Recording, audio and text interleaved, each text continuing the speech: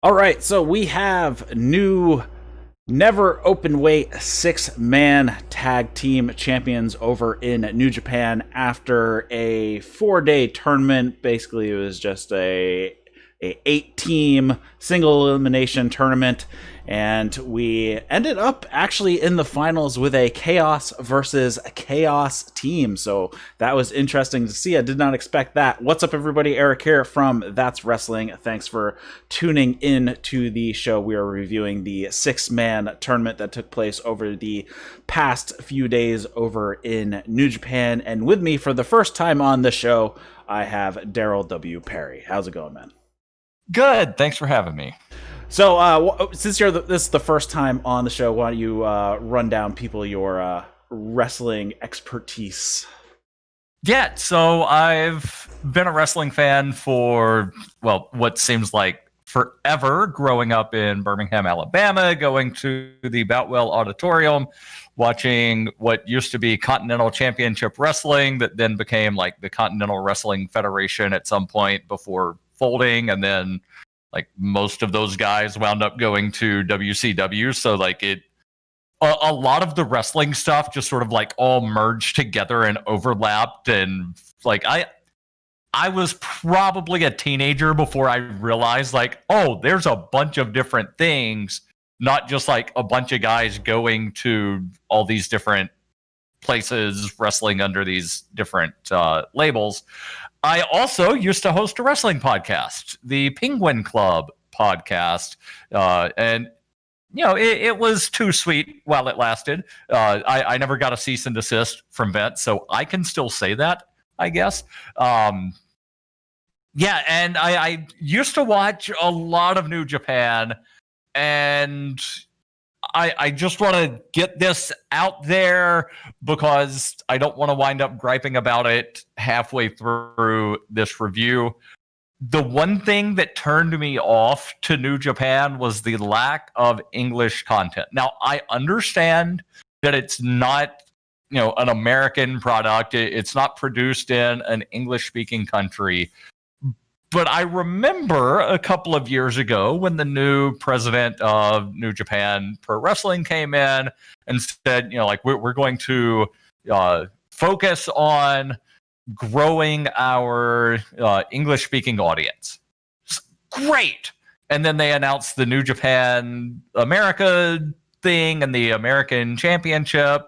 I'm like, all right, finally, they're going to have more English commentary.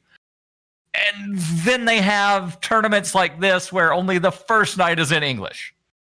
Same thing, it's why I never watched all the nights of the G1 because they would only have, like a third of the stuff in English. But I am glad that, the Wrestle Kingdom, the really big shows, Wrestle Kingdom, Dominion, they do make sure that they have that English commentary. And I'm also very happy with the way Kevin Kelly does, even in a single man booth. Obviously he's not as energetic as Joey Styles was when he was doing the single man booth with ECW, but he gives a lot of information that people that don't regularly watch New Japan need to know. Yes. Like he wound up explaining what was going on with Tanahashi's knee. He explained, because otherwise I would have been very confused about why Yo wasn't in the team with Sho. Mm-hmm. Oh, Yo's hurt. That makes sense. But, some of the other stuff that was going on nights 2, 3, and 4, I couldn't necessarily pick up on whatever, storylines that were going on. I also did find it very interesting that apparently Rainmaker, Codebreaker, and Pile Driver don't have Japanese translations. They use a lot of English words in the Japanese. You over time you find out that. Yeah. Like there were several moves where you would hear the Japanese announcer just like throw out an English term, and it's like, oh, I know what that is. Right. That's funny. Oh yeah, so why don't we talk about that a little bit? Because I think you stopped watching New Japan regularly probably the end of 2018 probably? Yeah, so I think I watched Wrestle Kingdom and possibly New Year's Dash in 2019. Okay. So, yeah. So actually you left right as they were doing a lot more English. The only reason that there isn't English for the last couple of days is because of COVID right now. And if we pushed out this show maybe 3 more days, the English would be uploaded because Kevin Kelly is doing it after the show is over and it's been uploaded later. So so he's not doing the English like the same day. Right, he's not doing it live. He's taping it from home because obviously he's not in Japan. So he's been doing it from home a couple days later. So actually pretty much every show that has Japanese commentary also has English commentary now. So the entire G1 for 2019, Kevin Kelly was in Japan doing every single show live. So all like 21 shows had English commentary this year live. And then anything that hasn't had English commentary done live, if they can do it with another person, will record it later and it'll be uploaded a few days later. So actually all of 2019 pretty much had English commentary. If there was Japanese commentary, there was English commentary as well. Obviously there's some shows where they do zero commentary, so they didn't do there, but now you missed it all. And something else that I found really interesting about these shows, and it's kind of unusual for the Japanese crowd, they were making noise during the matches. Yes. Where for people that, and I'm guessing if they're listening to your New Japan review, they have listened to other reviews or watched Japanese wrestling. But it's something that when I first started watching some New Japan about 3-4 years ago, I found very interesting that they would stay quiet except for every now and then a big move would happen and there might be like that golf clap. Right. But this, because, pretty much everybody in the audience was wearing a mask. Mm-hmm. And even the young lions around the ring were all wearing masks. But Kevin Kelly made a point to mention, the fans have been encouraged to make noise with their hands and their feet. Right. Yes. So once they started allowing fans back for the finals of the New Japan Cup, they asked everybody. Well, one, you're required to wear a mask. So, like are you aware of like all the things that they do for COVID for the fans there to allow them in? No. Okay. So this is a massive policy, but basically they are. One, you're required to wear a mask, of course. They do temperature checks, but they also require you to leave. Well, they require you to check in and leave your contact information. So if there is an outbreak, they can do contact tracing. So everybody's address is recorded, and when they leave, they check out. And they have to sanitize their hands right when they get there. And they have been asked, don't yell and whatnot, because obviously that can propel stuff past your mask. Right. And to clap and stomp is encouraged. So it's a very interesting thing. And of course, in Japan, the culture-wise, people are going to be like, well, this is their policy, so we're going to follow the policy because that's how it goes. So that is what they're doing there to allow fans into the building. I would not necessarily be opposed to some sort of policy like that in the US, as long as it's being done, like a promotion by promotion rule and not like government mandates. Yeah, exactly. So I'm perfectly fine with what they're doing, and I think it's worked out so far. Japan has seen an increase over the past couple weeks, but not as bad as the U.S. has been doing. But right, and also Japan is one of those countries where wearing a mask in public has been sort of a common occurrence for close to 20 years now. Exactly. I mean, even when especially if you're sick. Yeah. If you're sick, like it's like common courtesy that if you're sick, you wear a mask out in public so you don't infect other people. Yeah. Go figure. Yeah. But even like Don. I'll just say this, and then we can get the current event thoughts out of the way. Hopefully that becomes the norm here in the U.S. Because I don't know if you necessarily quote unquote keep it secret that you're a libertarian, so am I, and one of the core tenets there is personal responsibility, and I think it's irresponsible to go around potentially infecting people with a thing. Right. You don't necessarily know that you have it, and there are a lot of people that don't have symptoms that are positive. Right. We don't necessarily know if there's asymptomatic transmission, but regardless, it's responsible to, I can do this one minor thing and save somebody's grandma. Right. Okay. Exactly. Yeah. So going back to the thing, but yeah, unfortunately, you stopped watching New Japan just as they started doing English on everything. So you might want to come back at some point. And it was also right around the time that Cody, the Bucks, Kenny, and a lot of the other Gaijin talent wound up leaving to start AEW. Yeah, but then you'd be surprised at how good the Best of Super Juniors and G1 was last year. So without them. All right, so let's get into it. So this is going to be fun because you haven't been watching regularly, so we'll get into this. So basically, I'm just going to cover the matches for the tournament. So that gives us 7 matches.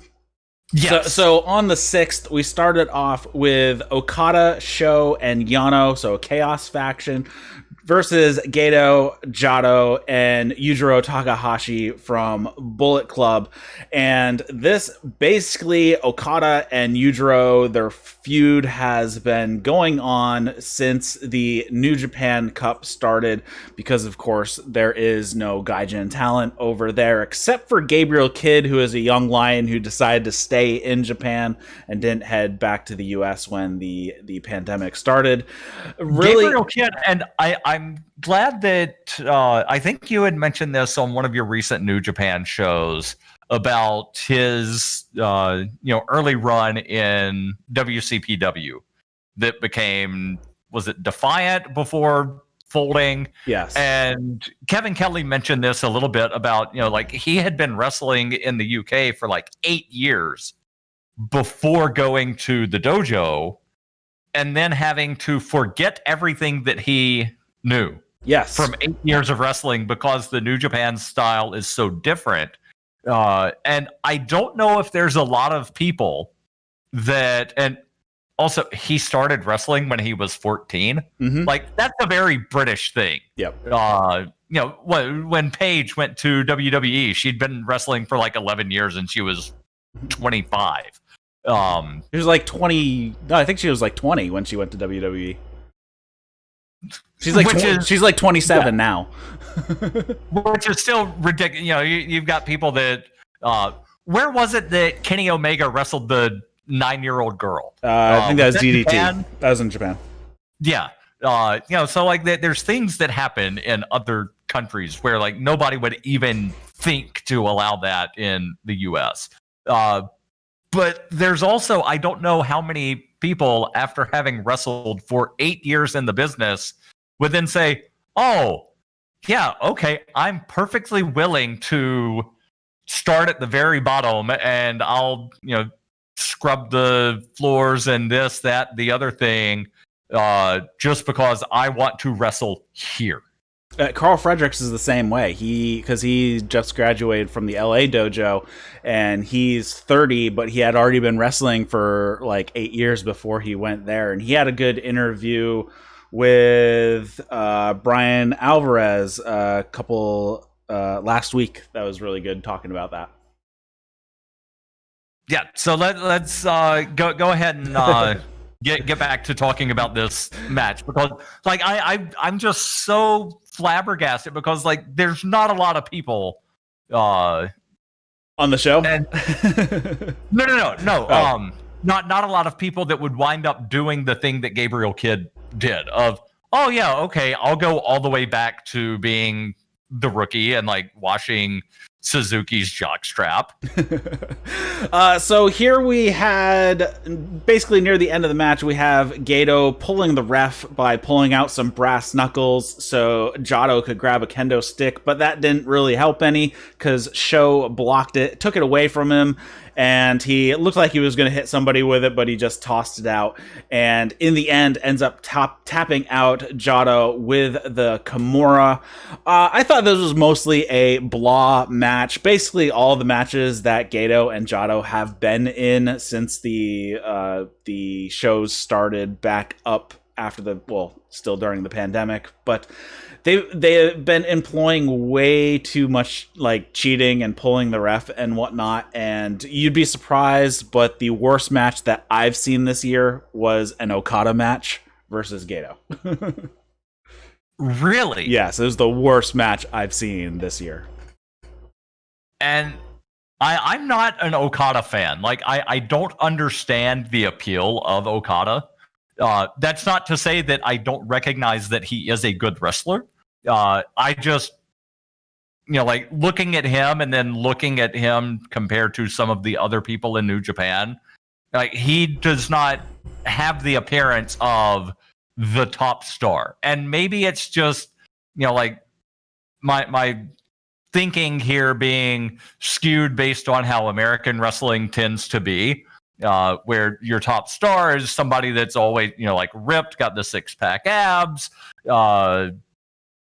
But he if you were to, let me say it this way, if you were to stand Okada next to Kota Ibushi and take people off the street and say, one of these people is a former world champion, which one do you think it is? Right. I think the vast majority would say Kota Ibushi. Mm-hmm. That dude's ripped. No, it's not Kota Ibushi. Sorry, you lose. He's not the former world champ. It's this other guy that just like looks like a guy. So what did you think about this match? Good match. I tried taking some notes, and the only thing that I have written down here was the kicks to the head were vicious. And having dealt with concussions for a lot of my life, and very much over the last going on year and a half, from stepping on a broom, by the way, I hate seeing any kind of headshot now. Like even a long time ago, I'd always be like, that's just nasty and gross. But like knowing what we know now about CTE and other brain damage sorts of things, some of the strong style stuff is just horrible to watch. And I hope that nobody winds up going Chris Benoit on their family because of these headshots. And who is Honma that does that diving headbutt, the Kokeshi. Yep. Like that's one of the things that wound up causing Benoit's brain to get scrambled, was that flying headbutt. Mm-hmm. But yeah, the kicks to the head were just brutal in that match. Then we move on. We have a Suzuki-gun faction versus an LIJ faction. We have Minoru Suzuki, El Desperado, and Douki versus Bushi, Sanada, and Shingo Takagi. Suzuki-gun, of course, are their typical heel tactics. They attack before the bell. We start off with a big brawl. We have a good pair-off with Desperado and Bushi for a good amount of time. And then we have a pairing of Shingo and Suzuki. And this I thought they had a fun striking exchange in the middle of the match here. They Suzuki has also challenged Shingo for the Never Openweight Championship that he is currently holding as well. But I'm totally spacing at what show that happened at. I know it was at a Kurikan Hall show, but I can't remember. I think it was at the end of... Oh, crap. Now I can't even remember what the name of the show was. It just happened. Sengoku Lord. So I believe that match is going to be coming up here in a couple of weeks. So that should be a fun one to see. I'm glad to hear that, because the way that they were looking at each other and going after each other, I was wondering if Suzuki had challenged or was planning to challenge for that Never Openweight title. Yeah, he had a bit of a spat at the end of a match at Sengoku Lord where he stole the championship and laid it out and basically challenged him. It might have been the night before Sengoku Lord. I'm just completely spacing on the timing here, but I know I saw it happen. He did a similar thing at the end of this match where he took the title and then laid it on the floor. Oh, that was this match. Okay. Sort of waved it to Takagi to, like, you want it, come get it. Yeah, all right. So it was at the end of this one. There was like never a verbalization from Kevin Kelly that, oh, this is leading up to a match. Yeah. So that match is going to be happening in Jingu, which is, I think, on August 29th. So that should be a fun one. Here we have Sanada finishing it up with by submitting Douki with the skull end. I thought this was pretty good. It's here we have LIJ kind of regrouping after Evil turned on them, and that is the reason this tournament is happening in the first place, because it was Bushi, Shingo, Takagi, and Evil who were the Never Openweight 6-man tag champions. So they had to vacate because Evil is no longer with LIJ. So they didn't have to vacate. They could have, they could have done that weird, WWE sort of thing of, oh, this guy's not hanging out with them anymore, but he's still the reluctant tag partner. What's going to happen? And then just like have him, beat the crap out of one of his partners and let them get pinned and give up the title that way. Right. But this is New Japan does much smarter booking. Right. So I thought this was a good match, and of course the pair off with Shingo and Suzuki should be a good one heading off. Any more thoughts on this one from you? No. Other than I was surprised to see that Sanada doesn't have the really tall hair anymore. But again, it's been a year and a half or so since I've watched, and I realized people change their hairstyles. Yeah. Well, one thing that, and I think it might have been the last match, Okada's ring gear seems a lot different than it used to be, where he's wearing some sort of I don't want to call it a skirt, but some sort of skirt-like thing up under his robe. Yep. And I don't remember him doing that previously. No, is there a story behind that? That came out at the G1 last year. Okay. Yep. So that he just changed up his ring gear going into the G1 last year, and that's how he started coming out. And when there was a crowd that vocalized before he'd take off the skirt, everyone would do the swelling roar. They go, oh, and when he takes it off, they'll be like, yay, that type of thing. So, okay. So yeah, when I actually saw them in Lowell, he was doing that, and everybody. Which was amazing, being in Lowell, Massachusetts, watching a show with New Japan, and everybody was in on everything. It was awesome. Yeah. All right, so we move on to the next night. We have the first match is Honma, Taguchi, and Makabae versus Ichii, Yoshi-Hashi, and Goto.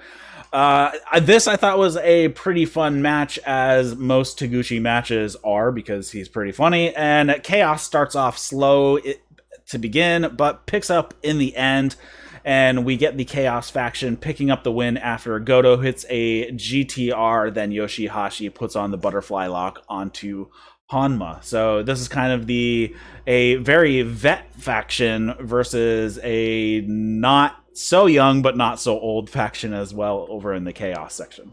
Yeah, and Taguchi, I realized, like, he is kind of a comedy wrestler, but his hip attacks, especially the one where he like ping-ponged off of both guys that were tied up in the ropes before hitting a hip attack on the guy in the middle, like, that was just sort of like a absolute, fire sequence that you wouldn't expect from a comedy wrestler. Yeah. Well, I mean, he's really good, and that's what people, I think, miss or sleep on, because he is actually a very good wrestler, but he likes to do all the funny stuff. And if you actually want to see some really good Taguchi matches, he and Rocky Romero teamed up in last year's Junior Tag League tournament, and they had some of the best matches of that tournament. So should definitely not sleep on seeing those ones, because the two of them together are just hilarious, but they had some amazing matches as well during that tournament. So it's fun to watch. Yeah, and I also noticed that I think it was this match where they were getting ready to do that sequence where everybody rounds the bases, if you will. They got cut off from actually doing that sequence, and then the other team did it to Goto, I think, ended up eating those. Yeah. Or I mean, I think Honma ended up Makabae. No, it was Makabae who ended up eating those from Ichii, Yoshi-Hashi, and Goto. Yeah, and Honma reminds me of like a grandpa version of Okada. His voice gets me every time. Because I don't think I caught his voice. Like, I probably heard it, but I didn't recognize that it was him. I mean, it is so scratchy and everything because his throat got crushed many years ago, so he has a really, really raspy voice. So like take Eric Young's voice and turn it up like 10x from that type of raspiness. Because his throat was crushed many years ago during a match and completely screwed his voice. So very interesting if you've never heard him talk before. Then we go into the running storyline that we've had running back to all the way to February. We have Yoshi-Hashi and Hiroshi Tanahashi and Kota Ibushi teaming up with Master Wato versus Zack Sabre Jr., Taichi, and Kanemaru. So here we have the Dangerous Tekkers, who are Zack Sabre Jr. and Taichi. They are the current tag team champions. And Kota Ibushi and Tanahashi, they have been feuding with the Dangerous Tekkers. They lost the tag team championship to them back at Dominion. So if you did not know, Ibushi and Tanahashi were tag champions for a while, since February. And Kevin Kelly actually mentioned this on night one, where they had that. I actually watched all of night one. All right. Because they had some of the matches of, this team is facing kind of part of this team tomorrow, but there's a young lion replacing this other guy. So they were able to tell the story about Tanahashi's knee and how is it Suzuki-gun that's trying to sort of coax Ibushi to come join us. You should beat up Tanahashi, and they sort of played that a little bit during a couple of the matches where Tanahashi was held up and come on Ibushi, hit him, and he wound up not doing it, obviously. Yeah, but this I understand Ibushi and Tanahashi being in this team, but Wish Okada, I don't understand at all. Master Wato. He as soon as I first saw him, I wrote down, this looks like what you get when you order Okada from Wish.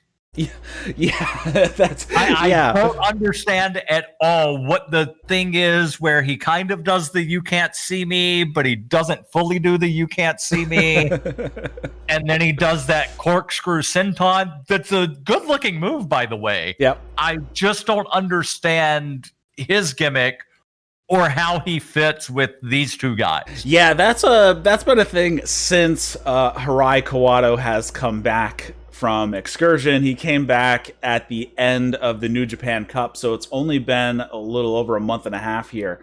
So everybody's I also don't understand Okada's team either, where it's Okada, Sho, and then Yano. I mean, they're all Chaos members. I know they're all Chaos members, but you have the older heavyweight. And I realize Okada's not that old, but he's been around for a while. Mm-hmm. Yano's just kind of a comedy wrestler. I know he's good, but he's that comedy thing in there. And then you've got and here's a junior heavyweight. And I wrote here it would be kind of like a trios team in AEW of Christopher Daniels, Jungle Boy, and Orange Cassidy. Where they just don't really seem to go together. Yeah, I think his team is a team of we don't have anybody else in Japan. Yeah. So that's kind of it, because then you have the other Chaos faction of Ichii, Yoshi-Hashi, and Goto, who have been a unit for quite some time in the 6-man division. So they all look like three dudes that would beat your ass. Right. So they look like a team. Mm-hmm. The Suzuki-gun guys, they don't necessarily look like a team, but they fit well together. Yep. A lot of these other teams, they sort of fit well together, and I realize in New Japan, pretty much everybody's in a faction. Yep. But besides Bullet Club and LIJ, and to some extent Suzuki-gun, there doesn't really seem to be a cohesive theme behind the faction. Right. And I realized, it's chaos. Yep. But they're not doing chaotic things. Suzuki-gun is more chaotic than chaos. Mm-hmm. Of we're just going to cheat and start beating you up before the bell rings. We're going to beat you up after the bell rings. We're going to steal your titles. That seems to be chaotic.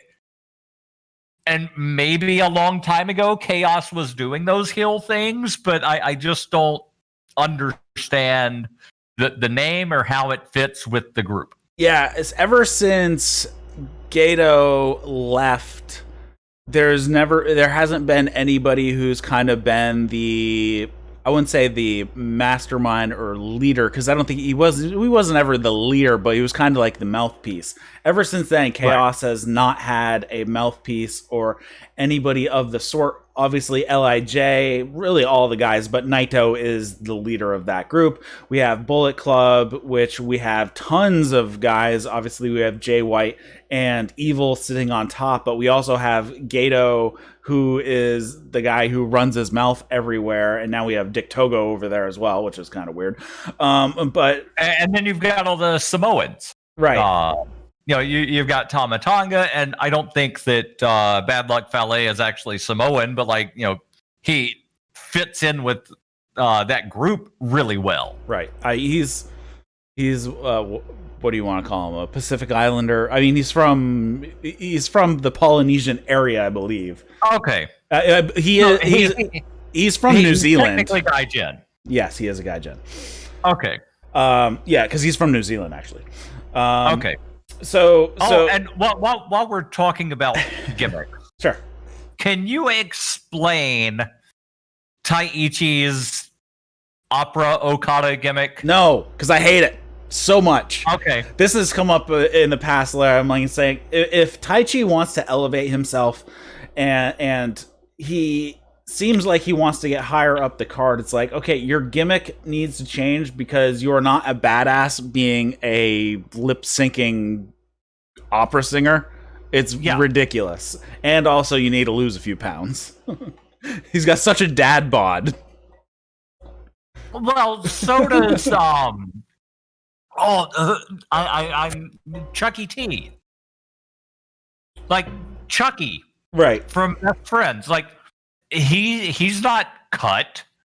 Like he just looks like, oh yeah, he's a regular guy that got lost and walked into the locker room at the wrestling show, and they said we need an extra guy. Mm-hmm.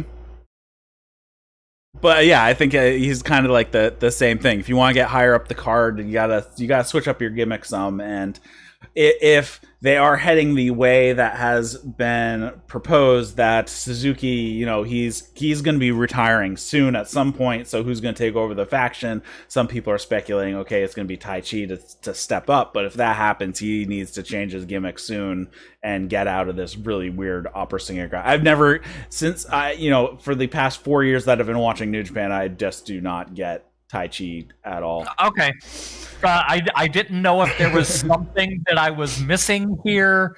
But yeah, I don't understand the gimmick at all. Yeah. So in this match, we'll go back to the match here. Tanahashi wants to start off the match. Kota Ibushi gives a bit of a protest because he doesn't want to see his mentor get hurt anymore. Suzuki-gun ends up working over for quite a long time, focusing on the leg. And then Kota Ibushi, he's on the outside looking powerless. And this is where we have the dangerous techers. They're holding Tanahashi and coaxing Kota Ibushi in to finish him off. It looks like he grabs him, he sets him up like he's gonna hit the Kamigoye, but then attacks Zack Sabre Jr. and Taichi instead, similar to what has happened in the previous night's tag match. And then it was over 10 minutes that they were working over Tanahashi's knee, because I looked at the time at the bottom, and it was 12 minutes into that particular video.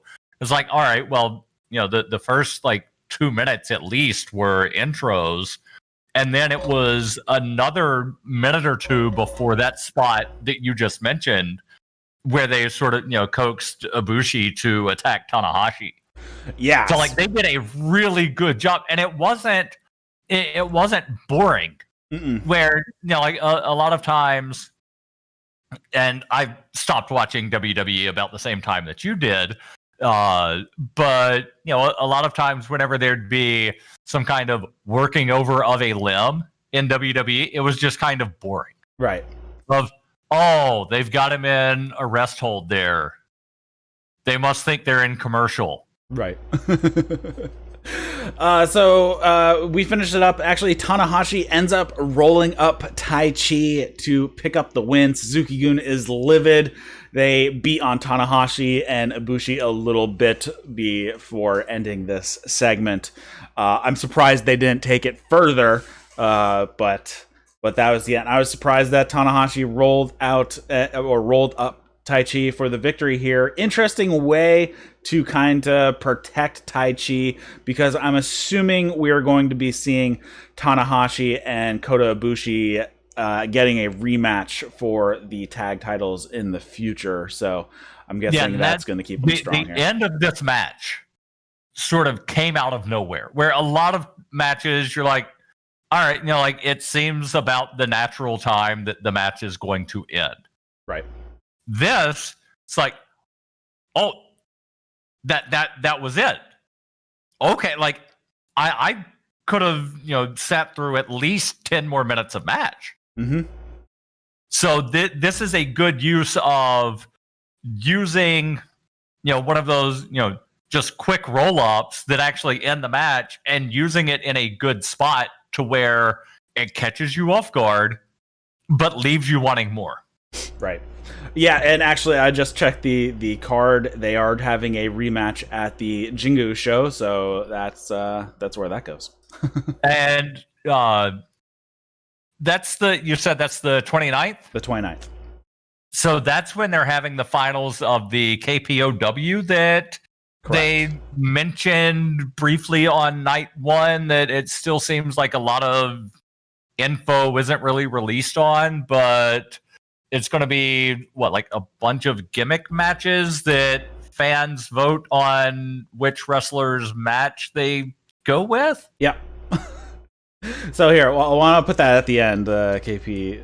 Yeah. Okay. We'll talk about it at the end of the show. I'll fill you in on that. Okay. All right. So I thought this was a solid match. Continues the storyline with Kota, Bushi, and Tanahashi, as well as that team versus the Dangerous Techers. So we can move on from there. Then we go on to the next night. We have the semifinals here. We have Sanada, Bushi, and Shingo Takagi versus Sho, Toriano, and Kazuchika Okada. And I thought this match was fine. Basically a back and forth affair here. The finish was actually the most entertaining part of the match, with Yano tying up Bushi using the laces of Bushi's mask, tying him to the barricade. Okay. Back up 6 or 7 seconds, where Yano pulls out the tape. Like he's done a bunch of times. And I forget who it is on Bushi's team that grabs the tape and throws it out into the crowd. And you can hear the announcer giving the count. Mm-hmm. Where it's like, 12, 13, 14.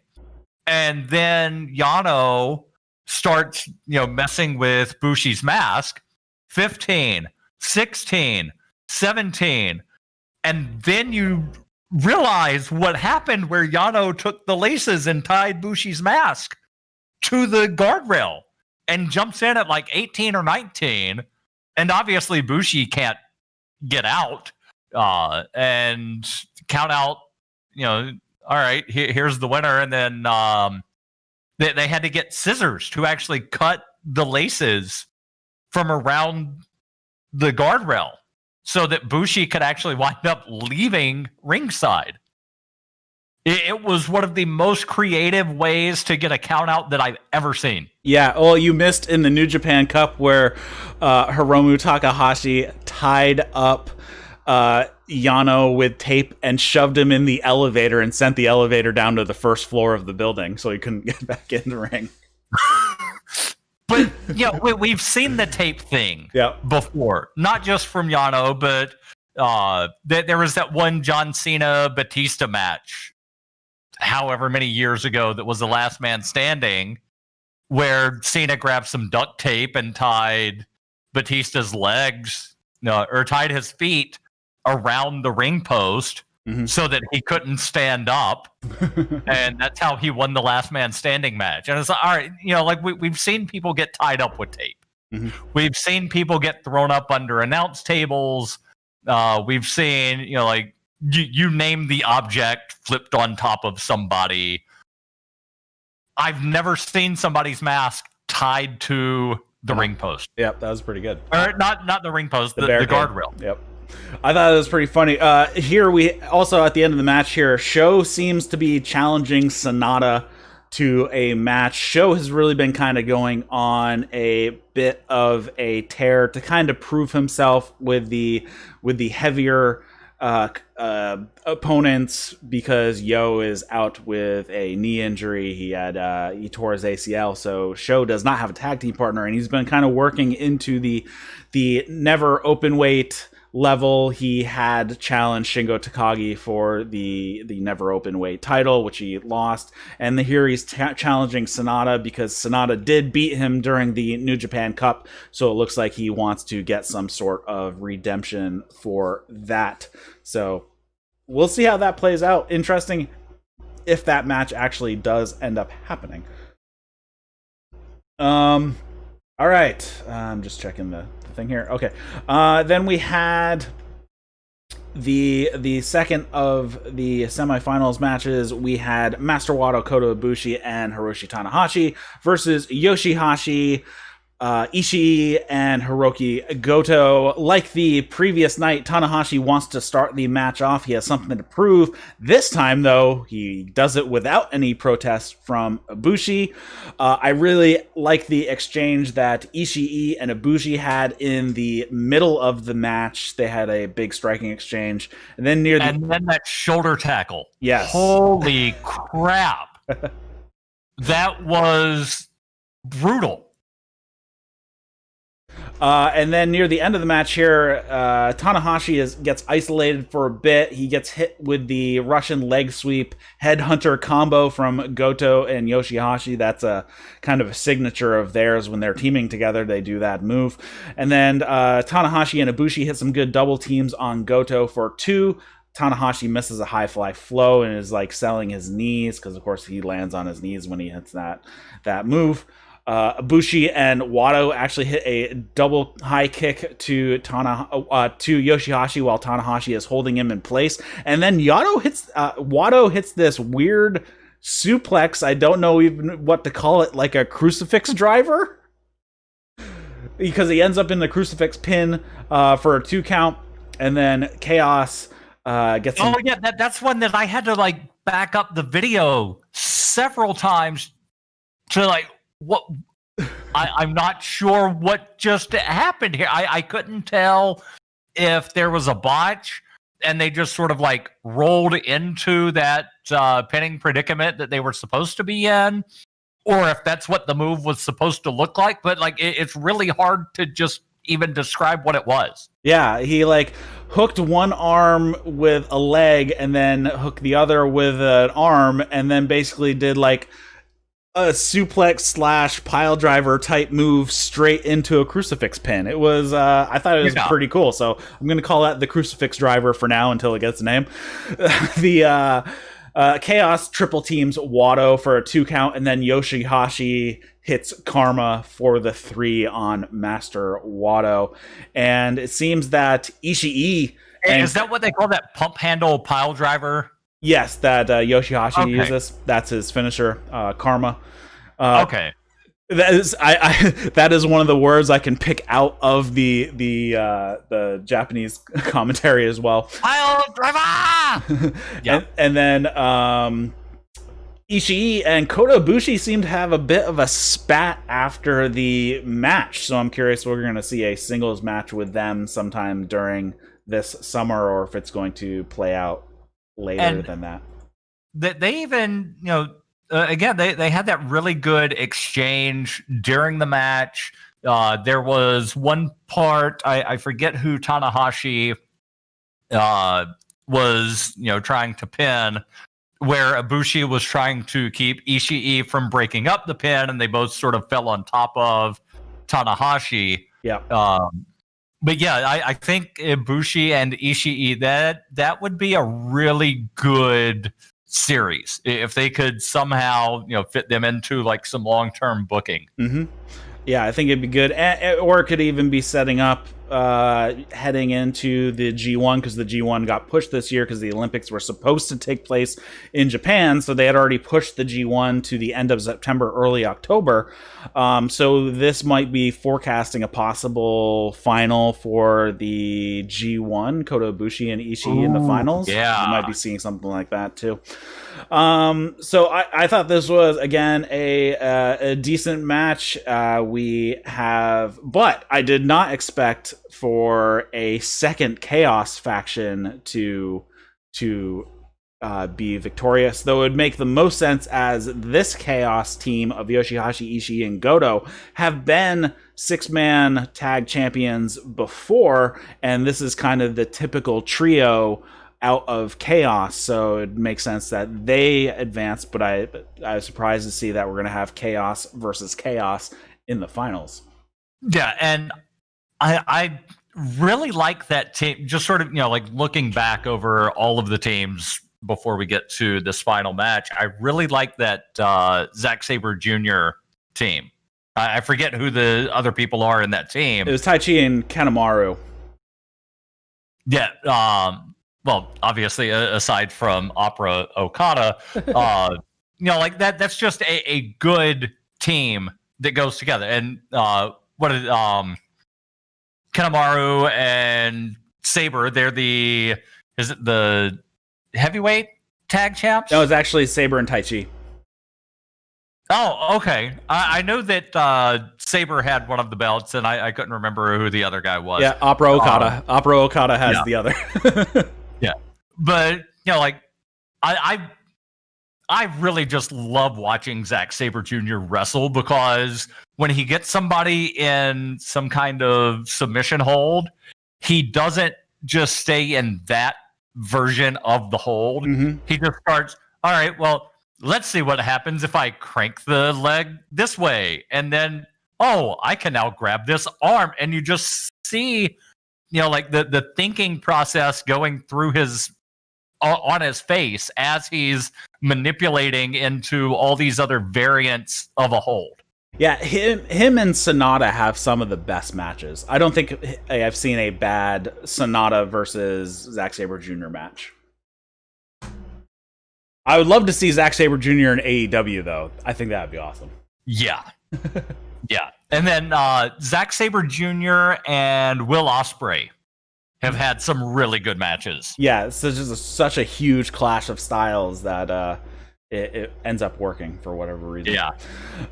Then we move on to the final night. So we have Chaos versus Chaos. We have Okada, Yano, and Sho versus Yoshi-Hashi, Goto, and Ichii.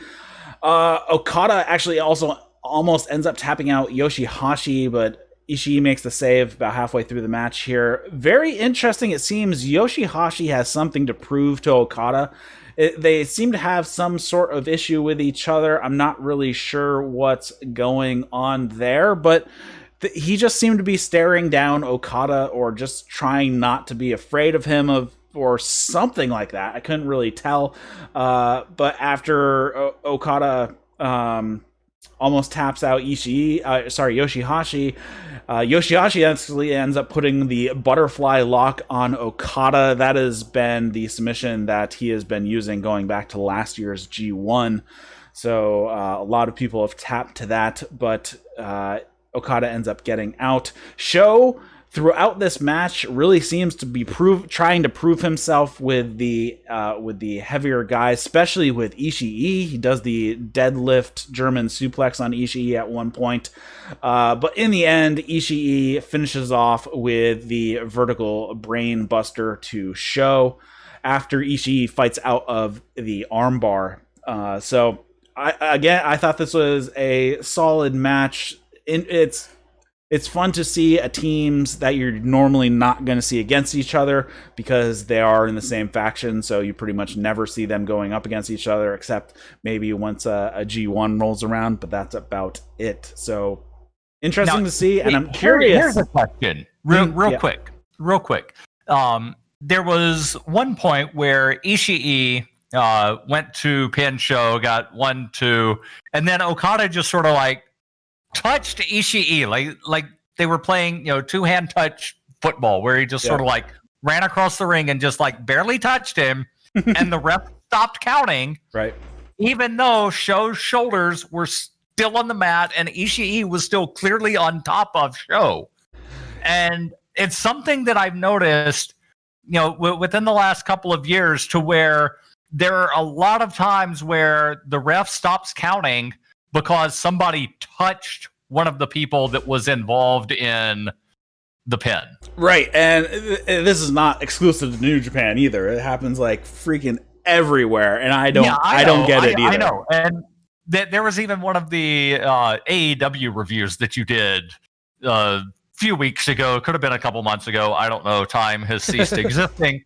But somebody was like jumping off of the top rope, and the ref just stopped counting, even though it was still another full second before they wound up. I remember that. Up the pin. That was Ray Phoenix. That was way late on the breakup on that one. No, like you could have hit 3.5 before he touched him, but he's coming in the ring. I should stop counting now. Yeah, there have definitely been some of those, and I never really understand. It's like, okay, if the person getting pinned, if their teammate touches the pinner, then why would the count stop? I would get it if the guy who's making the cover, his teammate comes in, because now it's a double team, and like if you can't have two people pinning one guy because this is a legal man. But it makes no sense to stop if the pin-ee, if their teammate comes in and touches the pinner.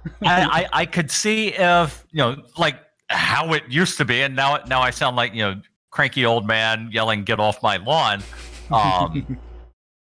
But like it used to be, you would have to knock the person off of whoever they're pinning, or right? Pull them off, or yank the ref out of the ring. But now it's just kind of like, oh yeah, like you ran by and you touched him with 2 fingers, so therefore he's out, and tie goes to the runner, so therefore stop the count. Yeah, it's one of those rules that really makes no sense at all. Yeah. And speaking of rules that make no sense, they mentioned earlier, I think it was night 1, where they mentioned that Sho and Yo have 6 months from their last title defense to defend the titles again before they have to vacate if they can't defend. Correct. Yeah. How frequently is that rule enforced in New Japan? Because we know that the 30-day defense rule is, there's an asterisk that says unless your name is Brock Lesnar. So, is it one of those rules that's actually enforced? Yes, but I don't think they've ever they don't have to do it very often, because if it's an injury, they're going to take it off anyways. But we have Jon Moxley. He's currently the IWGP US champion. And he hasn't been able to defend since February. So they win in February. What was that? I said win in February, because August is 6 months. Yeah. So maybe they're saying he has until the end of the 6th month. Yeah. So hold on. So now we have the new Never Openweight 6-man tag team champions of Yoshi-Hashi, Goto, and Ichii. So now we can move on to some other stuff. So that the 6-month defense rule, they also said that the downtime of the pandemic is not being included. So March, April, May is not included. So basically it's going to be a 9-month. 9 month. Okay. So they have just started last Friday. New Japan Strong is going to be a regular show on New Japan World based out of the US talent. And they are actually doing a US Cup tournament right now to determine the challenger for Jon Moxley. And I think how it's going to work out is because now New Japan has no US television, that he will be allowed to defend the title on US soil in Los Angeles. So I think he should be okay there, because New Japan has no television in the US now. Okay, and here's a question. I don't know what the working relationship is between New Japan and AEW, or I know they used to have some kind of relationship with Ring of Honor. Yes. So they still have a Is it possible that there might be a New Japan match at an AEW show? That is a big negative at the moment. So yeah, the only relationship they have is actually individual performers have the relationship. There's no relationship between the companies right now. There seems to be a light partnership between New Japan and MLW, as some of their talent has been appearing on the New Japan shows that were in Los Angeles. And they still have the relationship with Ring of Honor, though it has been pretty laxed. Now that we have Good Brothers going over to Impact, they're trying to reestablish a relationship between Impact and New Japan. So if that happens, you can probably call out, or you can probably close out any chance of AEW New Japan relationship at any time soon. Interesting enough, when Jericho was the AEW champion and went over to face Tanahashi at Wrestle Kingdom, he did say if he beat him at Wrestle Kingdom, he'd get an AEW title shot. So that was and that was cleared by Tony Khan that he could say that. So interesting there, but no, they don't have a formal relationship, and it's probably not going to happen anytime soon, especially if they pick up the relationship with Impact. Then we can probably call it off. That's not going to happen anytime soon. I just remembered that after the first All In, and now I realize that we're getting sort of a far afield from New Japan specifically, but after the first All In, there was talk mainly among the internet wrestling community, if you will, about whether or not All In or whatever takes its place as that big show Labor Day weekend Labor Day weekend, will that become like a celebration of independent wrestling? Right.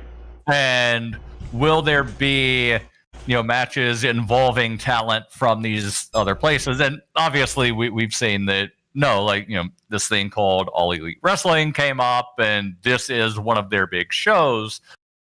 But if they do get a working relationship with another organization, I do think it would be good to see some of those belts defended. Right. Yeah. So right now we've seen over in AEW, we've seen the AAA. They've had belts defended on AEW shows. So that's the one relationship that AEW does have is with AAA. Yeah. Now, with Moxley being both the AEW World Champion and the New Japan US Champion, you wouldn't want to have him lose the US title on one of your shows, right? Because that would make him look weak as your World Champion, right? So, I can understand not wanting to, defend that title on All Out, right? Although, if they were to, do some kind of thing to where, the only reason he lost it is because he got attacked beforehand by who he's facing for the world title, and he's got 2 matches tonight. Right. They could book it to where he looks strong, kind of like that one time that Kurt Angle had every title in TNA and had to defend all of them in one night. Right. So, yeah, I'm curious how it's going to play out, but I think, so technically we still have a couple months where Moxley has to defend it. I mean, he doesn't technically need to defend it until, the end of September, mid-October at some point. Something like that. Yeah, so if they're counting 3 months off, and he defended it in February, so August is 6 months. Right. So then September, October, he's basically got until Thanksgiving. Yep. So we'll see how that goes, but like I said, since New Japan no longer has U.S. television, I don't think he's precluded from participating in a New Japan. One, because it's not going to be live anyways. If he's gonna do it on the NJPW Strong show, then it's gonna be taped. So he could do it. It's not going to be live, and I think that does not run afoul with his AEW contract. Anyways, so I think we should be okay there. They would just need to make sure that he's going to be safe as far as traveling and COVID testing, and right. We already know that he had to miss a couple weeks of TV because of his wife. Did she test positive? Yes, she had. Or was she just around somebody that did? Nope, she had it. Okay. Yeah.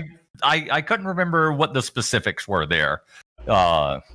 She had it, and he was being so safe that even though he kept testing negative, he refused to come in because he didn't want to risk anybody else getting sick. Right, so. Because you, as we discussed at the beginning, you can be asymptomatic but still have it. Mm-hmm.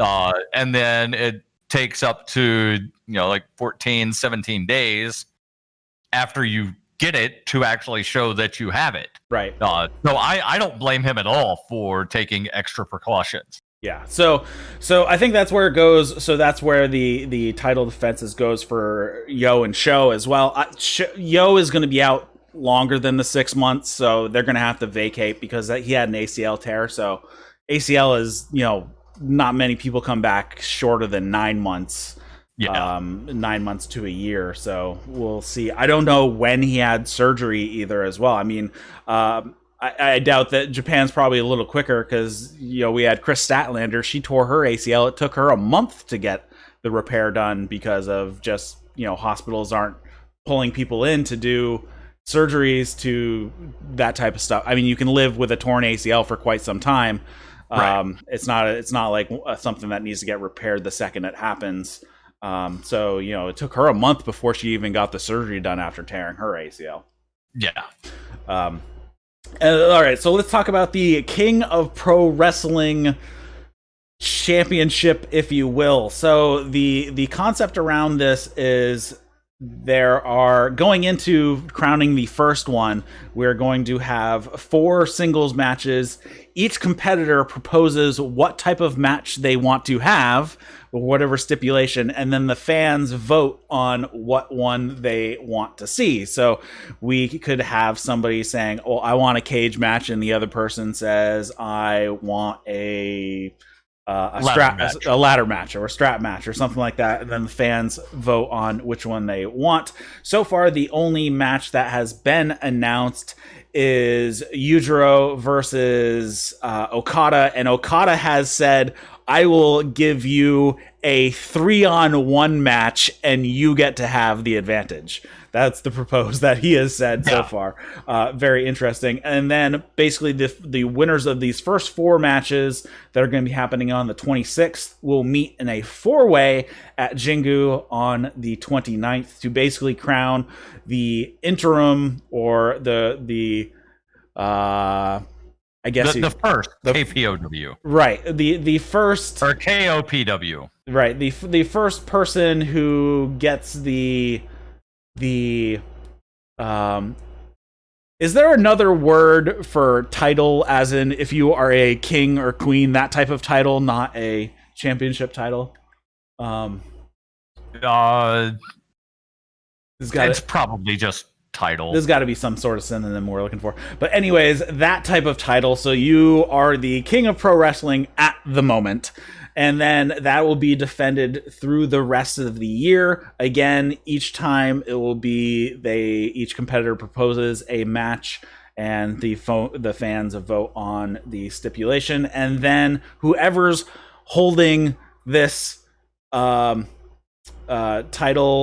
is granted at the end of the year. They are the king of pro wrestling, and then they start the whole thing over the following year. So it sounds like they're planning on doing this as a year-long thing. So very interesting to see gimmick matches in New Japan, and seemingly on a regular basis now, as this is something New Japan does not do very often at all. We rarely ever see a gimmick match.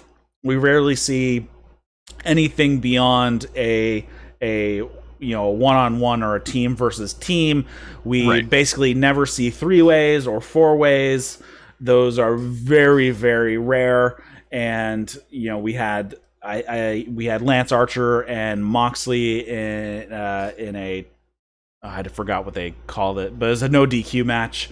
And so you have those once in a while, but almost they are very rare. Maybe you might have, I don't know, 5 matches in a year with something beyond a one-on-one or team versus team stipulation. Now, I am curious, and I can see a way that they'll wind up doing some stipulations that aren't necessarily gimmicks. But I am curious if the voting is going to be legit or if it's going to be kayfabe. Yeah, I'm curious on that too. I'm curious when the voting's going to happen. Like, is it going to happen, or is it just going to be the poll the crowd at the show and the loudest one wins? Right. Is it going to be something like that? Yeah. So I could see like some hair versus hair matches, which, technically, yeah, there's kind of a gimmick there, but it's not, it's a chairs match because, well, the name of our pay-per-view has the word chairs in it, and we need a chairs match. Right. You could do a mask versus hair because there's a lot of masked wrestlers in New Japan. You could do, especially if somebody's contract is about to come up, you could do a loser leaves town match. Right. But if they're not kayfabed, then you're going to be like, oh, crap, what are we going to do for some of these? Because it's like, if it's like a hair versus mask, it's like, okay, you have to set it up so regardless of the stipulation, you already have you know what's going to happen, so you're fine with losing your hair or having a strap match, or whatever it's going to go. They also mentioned 2 out of 3 falls, which that's not necessarily a gimmick. That's just a different type of singles match. Right. So I mean, there are going to be. I'm sure there's going to be 2 out of 3 falls matches, just submission match, or something like that. Falls count anywhere match. Right. Yeah. So it'll be interesting to see, because we rarely see those types of matches at all in New Japan, even with some light stipulations. I don't even know when the last time a cage match has happened in New Japan. I think there's only been one ladder match in the entire history of New Japan. So it'll be very interesting to see how they do remember I forget who Suzuki was fighting, but he had that hair versus hair match. Yes. And he said, if I lose, I'll cut my hair my damn self. Right. Because, apparently submitting to let the other person cut your hair is like very shameful. And he was like, no, I'll do it myself. And his team tried, pulling him away. And he's like, no, he went back and he looks scarier now without hair. Well, he already had short. He already had short-ish hair. He just kind of cut off the big hunk of hair that he had, anyways. That was versus Goto. Well, when you've got that just one big giant hunk of hair, and he's already called Murder Grandpa. He just looked scary as is. But now that it's completely shaved, and he's somehow figured out a way to carve patterns into almost a bald head. He looks scared. I wouldn't want to, meet him in a dark alley. Yeah, this is why he is a hat aficionado. If you've ever seen his Twitter, he has lots and lots of nice hats. Yes. All right. So, anything else you want to talk about before we wrap it up here? No, not that I can think of, other than knowing that there's more English content. I might have to try watching some of that, but I'm going back to college in a couple of weeks, so I don't know how much time I'll have. All right. Well, thanks for joining me on the show. Everybody be sure to like and subscribe. Head over to the YouTube channel, as I do short videos over there throughout the week covering New Japan and AEW news and all of these. Are you covering the women's tag thing that they're doing on AEW? Yes, I will be. Tomorrow will basically be the shoulder content covering the AEW women's, BTE, and Dark sometime tomorrow. Nice. Yeah. So head over there. All these shows are done live as well. So if you hit the bell notification, it'll let you know as soon as I schedule a live stream. So I try to do it as far out as possible, a couple days, even up to a week or more, like this particular one. So head over there. And if you're watching this on YouTube, you can find it on all your various podcast apps. If you can't find it on yours, send me an email, eric@thatswrestling.com, but you can pretty much find it on at least 60 different ones that I've seen through the metrics, so we'll see. So thanks for joining me for Daryl W. Perry. I'm Eric LaRoche, and you've been watching That's Wrestling. See you later, guys.